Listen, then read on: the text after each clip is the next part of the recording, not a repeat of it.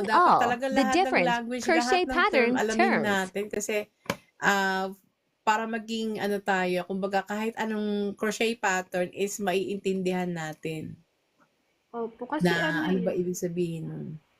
sa ibang bansa, Mami, kunwari sa US po, or yung common na alam natin, ang DC, double crochet. Then sa ibang sa UK Yes. po ata yun. Di ko sure. Oo. Pag Nagiging UK, treble na siya. oo. Yung term. Yung pag US, ang double crochet sa UK term is treble na siya. Treble crochet.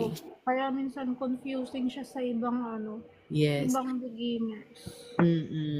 Kaya So, always remember, let's always go for the US terms. At saka hindi, maraming patterns naman na